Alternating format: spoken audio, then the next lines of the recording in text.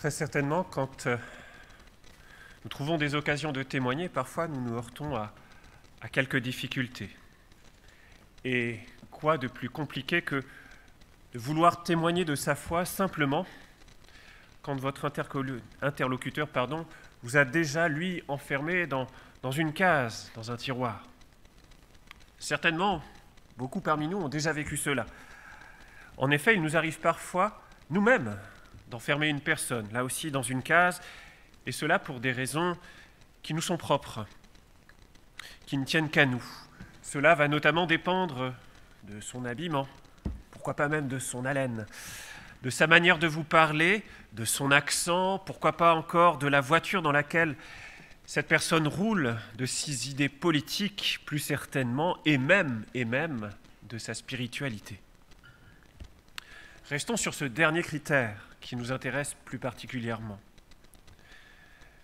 Dans une discussion avec un ami, un voisin, un pote de collège ou de lycée, il est probable qu'après avoir dit à un moment donné que vous aimez vous rendre à l'église, ou encore que vous êtes chrétien, ou pourquoi pas, en prononçant un mot qui fait encore plus peur parfois, que vous êtes évangélique, la personne en face de vous, jusque-là assez ouverte, va très certainement changer de ton, va réagir un peu autrement, ou vous poser des questions alors tout à fait différentes. Par exemple, et il est fort probable, elle fera référence aux USA, aux excès de certaines figures du christianisme évangélique actuel. Être caricaturé, assimilé à des personnes qualifiées parfois de douteuses, n'a franchement rien de réjouissant. À ce propos, sachez que Paul, l'apôtre, lui aussi a connu de telles situations. Et j'aimerais vous partager la lecture d'un court épisode, ou d'un court passage plutôt, de la première lettre aux Thessaloniciens, dans son chapitre 2 et dans les versets 1 à 12. Donc, 1 Thessaloniciens, chapitre 2, les versets 1 à 12. Lisons. Vous-même, frères et sœurs, vous le savez aussi, l'accueil que vous nous avez réservé n'a certes pas été inutile. Nous venions d'être maltraités et insultés à Philippe, comme vous le savez. Mais Dieu nous a donné toute l'assurance nécessaire pour vous annoncer au milieu d'une grande opposition la bonne nouvelle de l'Évangile qui vient de lui. En effet, si nous invitons les hommes à croire, ce n'est pas parce que nous serions dans l'erreur, ou que nous aurions des motifs malhonnêtes, ou que nous voulions les tromper. Non. C'est parce que Dieu nous a jugés dignes d'être chargés de la proclamation de l'Évangile, et nous l'annonçons pour plaire non aux hommes, mais à Dieu qui juge notre cœur. Jamais, vous le savez, nous n'avons eu recours à des discours flatteurs. Jamais nous n'avons tenté de vous exploiter. Dieu en est témoin. Nous n'avons jamais cherché à être applaudis par les hommes, pas plus que par vous, que par d'autres, alors même qu'en tant qu'apôtres de Christ, nous aurions pu vous imposer notre autorité. Au contraire, pendant que nous étions parmi vous, nous avons été pleins de tendresse. Comme une mère qui prend soin des enfants qu'elle nourrit, ainsi, dans notre vive affection pour vous, nous aurions voulu non seulement vous annoncer l'évangile de Dieu, mais encore donner notre propre vie pour vous, tant vous nous étiez devenus chers. Vous vous souvenez, frères et sœurs, de nos travaux, de toute la peine que nous avons prise. Et tout en travaillant de nos mains, jour et nuit, pour n'être qu'à charge à aucun de vous, nous vous avons annoncé l'évangile qui vient de Dieu. Vous en êtes témoins, et Dieu aussi. Nous nous sommes comportés envers vous qui croyez d'une manière pure, juste et irréprochable. Et vous savez aussi de quelle manière nous avons agi à l'égard de chacun de vous, comme un père le fait pour ses enfants. Nous n'avons cessé de vous transmettre des recommandations, de vous encourager et de vous inciter à vivre d'une manière digne de Dieu qui vous appelle à son royaume et à sa gloire. Dans cette lettre de Paul, et notamment dans ce passage, on peut s'étonner qu'après avoir salué ses amis de la communauté chrétienne de Thessalonique en Grèce, l'apôtre puisse venir à dire une telle chose. Et je reprends, c'est le verset 3, En effet, si nous invitons les hommes à croire, ce n'est pas parce que nous serions dans l'erreur, ou que nous aurions des motifs malhonnêtes, ou que nous voulions les tromper. Pourquoi Paul a-t-il besoin ou cherche-t-il à se défendre de ne pas être un margoulin, un bonimenteur? Ce qu'il faut savoir, c'est qu'au temps de Paul, les enseignants itinérants parcouraient l'Empire romain pour offrir à leur public une nouvelle sagesse, une philosophie plus tendance, une croyance up-to-date. Et ces enseignants itinérants, qui pour vivre, pour subvenir à leurs besoins, faisaient tout simplement la quête à l'issue de ces prestations qu'ils offraient en place publique. Et pour aller plus loin, ces mêmes personnes, ces enseignants itinérants, monnayaient très souvent l'approfondissement de leur enseignement, de la connaissance qu'ils avaient délivrée, après en avoir donné un quelconque échantillon gracieusement en place publique. Et parmi ces enseignants itinérants, auxquels Paul d'ailleurs fut premièrement identifié, en arrivant notamment autrefois à Thessalonique, il y avait parmi tout cela beaucoup de charlatans, des profiteurs. Malheureusement, nombre de ces enseignants itinérants n'avaient qu'un but, bien qu'inavoué, profiter de leur charisme, de leur aura, de la naïveté aussi de leurs contemporains pour, eux, acquérir richesse, reconnaissance et pourquoi pas un peu de pouvoir aussi auprès de ces personnes. Cela me fait penser d'ailleurs à un personnage, juste pour l'illustrer, un personnage de BD que peut-être certains d'entre vous connaissent, qui se trouve être dans cette BD fameuse, Astérix, celle qui s'appelle Le Devin. Je ne vous en dis pas plus, si vous l'avez, n'hésitez pas à la relire, vous retrouverez l'illustration que je viens de vous donner là. Mais pour ces enseignants itinérants, de ceux qui, quelque part, étaient là et cherchaient avant tout à profiter d'un gain, plus que de donner quelque chose, il leur fallait, eux, plaire, il leur fallait séduire au premier abord pour en tirer justement ce profit personnel. Ces enseignants itinérants suscitaient donc la méfiance, car en leur sein, il y avait un grand nombre de filous. Or, Paul, dans l'église de Thessalonique, fut lui aussi critiqué, insulté, remis en cause par des adversaires qui, eux, n'avaient que volonté de le détourner, les frères et sœurs de Thessalonique. Et en cherchant à faire passer Paul pour un profiteur, ses adversaires désiraient non seulement le décrédibiliser lui, mais décrédibiliser son ministère et, au bout du compte, la bonne nouvelle de l'Évangile que lui avait annoncée. Voilà pourquoi Paul, ici, se permet de réagir de la sorte et d'écrire ainsi à ses frères et sœurs. Il souhaita tout simplement leur rappeler qui lui fut parmi eux. Non pas d'ailleurs pour redorer son blason, mais pour que l'Évangile ne soit pas rejeté. Aussi, il se permet de leur rappeler que l'enseignement qu'il leur a offert n'avait pas pour but de plaire aux hommes, mais seulement à Dieu. Et en proclamant la bonne nouvelle, il sut discerner quand il valait mieux ne pas dépendre financièrement de ceux qui venaient l'écouter. Car jamais, jamais il n'a souhaité que la bonne nouvelle soit assimilée aux pratiques de ces autres enseignants itinérants à l'époque. Autrement dit, Paul eut la sagesse d'être attentif à tout ce qui pouvait nuire à la réception de la bonne nouvelle en son temps. Ce trésor de l'Évangile avait une telle importance que pour ne pas le trahir, il préféra parfois dépendre de l'ouvrage de ses mains, quitte à moins y consacrer de temps dans son annonce, mais surtout de s'assurer de ne pas le rendre confus dans l'esprit des gens, afin que le message de vérité ne soit pas compris comme une simple sagesse du monde, une sagesse venant des hommes, tout comme pour ces enseignants itinérants. Voilà quelle fut la société au temps de Paul, et notamment dans cette ville de Thessalonique. Or, si cela c'était le passé, qu'en est-il pour nous aujourd'hui ?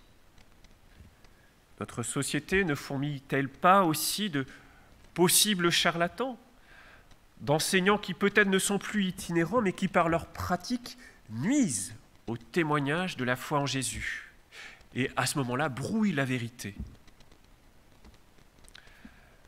Je crains que, malheureusement, rien n'ait vraiment changé sous le soleil. Hier, comme aujourd'hui, les personnes, par leur attitude, par leur soif de rayonner et d'en tirer d'ailleurs un profit personnel, font le jeu de l'ennemi. Malheureusement, l'image que ces personnes laissent demeure forte et persistante dans les esprits de beaucoup, et plus encore peut-être de ceux qui ne connaissent pas Dieu. Je me permets maintenant de prendre un exemple que vous avez peut-être vu cette semaine. Alors, je vais devoir citer une personne, je ne la connais pas franchement, mais elle a certainement frappé l'esprit de beaucoup, pas plus tard qu'il y a quelques jours. Prenons l'exemple de Paula White, cette conseillère spirituelle de l'actuel président des États-Unis, Donald Trump. Cette personne est devenu déjà depuis plusieurs années l'un des visages marquants de ce que sont les évangéliques aujourd'hui dans la pensée collective. Il a d'ailleurs été beaucoup question d'elle cette semaine dans de nombreux médias, qui se sont parfois un peu défoulés d'ailleurs, et pas seulement en France. Mais cet exemple-là, ce personnage-là, cette personne plutôt, dans ce qu'elle dit, dans ce qu'elle montre, n'est pas sans conséquence aussi sur notre propre témoignage.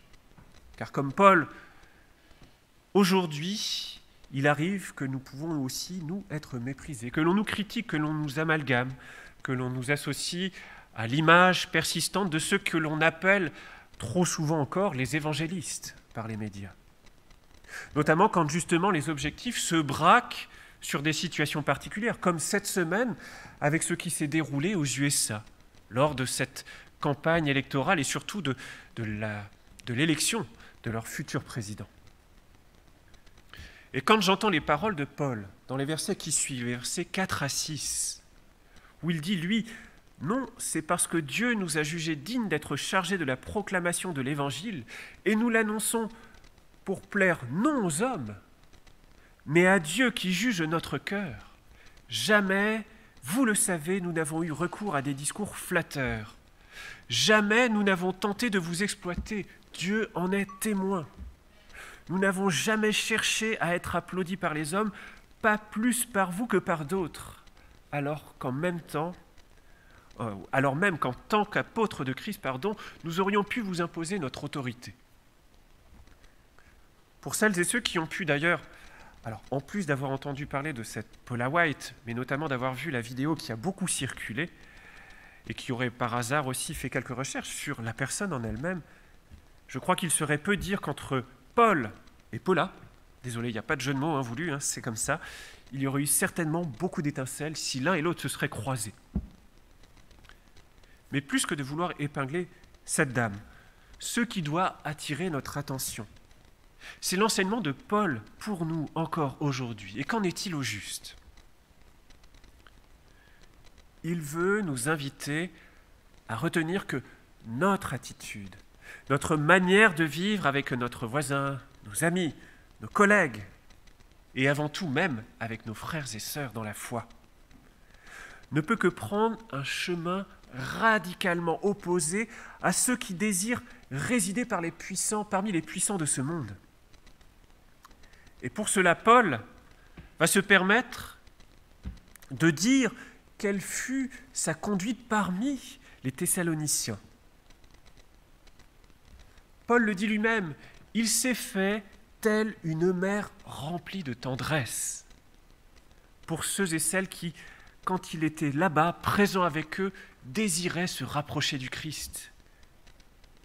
Mais il rajoute encore qu'il s'est fait aussi tel un père patient, qui reprend, qui conseille, qui encourage, qui recommande à vivre une vie digne de Dieu.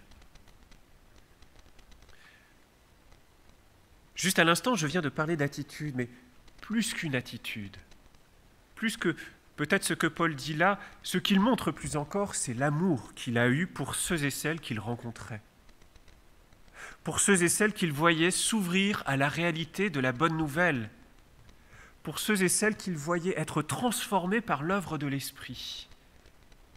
Et c'est cela, c'est son amour, plus encore que son attitude, qui a donné crédit à l'enseignement qu'il voulait leur annoncer, qui a donné crédit au témoignage qu'il voulait porter au nom du Christ. Autrement dit, il s'agit de cohérence entre un amour désintéressé, d'un évangile qui est offert gracieusement, sans arrière-pensée de vouloir acquérir ou plus de pouvoir, ou de notoriété, ou d'argent, a fait que ce n'est pas une parole humaine qui a été entendue quand Paul est venu à Thessalonique, mais ce fut bien la parole de Dieu qui a été reçue dans le cœur de beaucoup dans cette ville autrefois. Aussi, soyons lucides. Grande est la tentation dans le cœur des chrétiens, de beaucoup de chrétiens peut-être même, de goûter à la considération qu'ont par exemple les évangéliques aujourd'hui dans un pays comme les USA. Soyons honnêtes, il est probable que plusieurs parmi nous, parfois, aimeraient se dire, comme nous aimerions nous aussi voir des pasteurs ou d'autres personnes de la sphère chrétienne évoluer dans la cour de notre président, des premiers ministres, d'être présents au Sénat et ailleurs, pour influer sur les décisions de notre pays, d'une nation, et d'en espérer un mieux. Peut-être nous regardons d'ailleurs vers ce pays, cette nation, qui d'ailleurs a fait parler d'elle récemment, vers les USA, avec une certaine envie. Nous les admirons en nous disant qu'ils ont réussi, car ils ont atteint ce stade où par leur nombre, ils sont écoutés, où par leur nombre, ils représentent un électorat dont on ne peut se passer et qu'il va être choyé, courtisé, comme ce fut le cas encore pendant toute cette période électorale là-bas. Mais alors, je me pose et je vous pose quelques questions. À l'écoute de Paul, à l'écoute de ce que nous entendons par l'Évangile, est-ce là notre vocation ?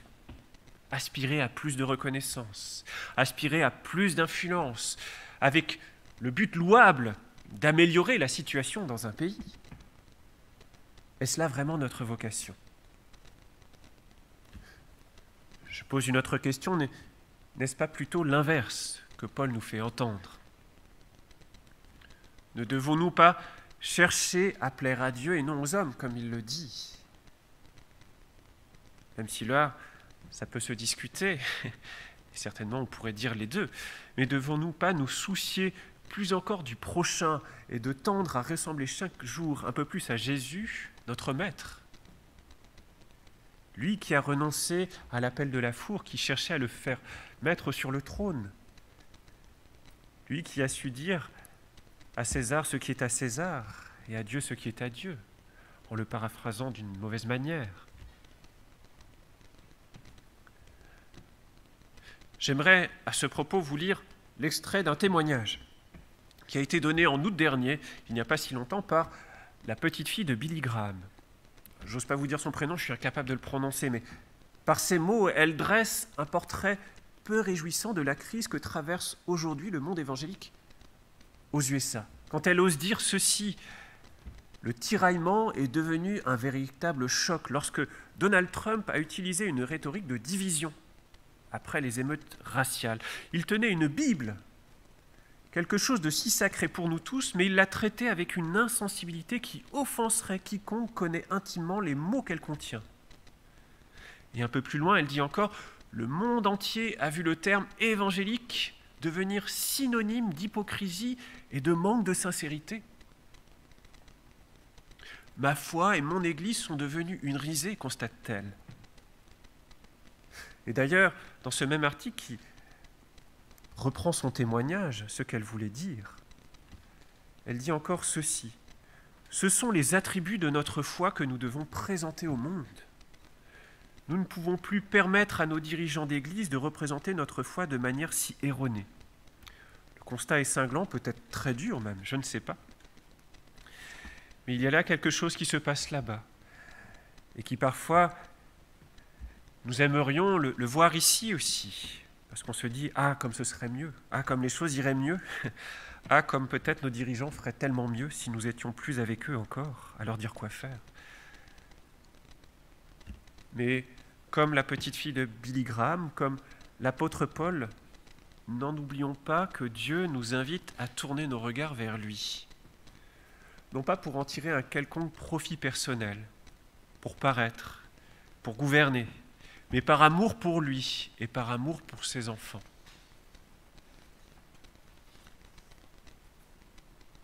que l'Esprit de Dieu nous aide à cheminer humblement à la suite de notre Sauveur. Telle est la mission qui nous est confiée. Qu'il nous garde aussi de succomber aux sirènes séductrices de toute forme de pouvoir. Et si nous désirons que notre témoignage soit audible, qu'il ne soit surtout pas amalgamé à des figures trompeuses, efforçons-nous, avec l'aide de l'Esprit Saint, à devenir plus encore les imitateurs du Christ comme l'apôtre Paul l'eût été. Et c'est ce qu'il a d'ailleurs expliqué et redit aux Thessaloniciens dans sa lettre. Ou encore, et pour le dire d'une autre manière, tout en concluant, il me semble que lui aussi, bien avant, le prophète Michée avait déjà très bien résumé l'essence même de la vie de tout disciple de Dieu. Un message que Paul lui-même a rappelé à ses frères et sœurs de Thessalonique, ici, par ces autres mots. Mais quand Michée dit ceci, je crois qu'il résume tout, et je veux finir sur cette parole. On t'a fait connaître aux hommes ce qui est bien et ce que l'Éternel demande de toi. C'est que tu pratiques la justice, que tu aimes la miséricorde et que tu marches humblement avec ton Dieu. Amen.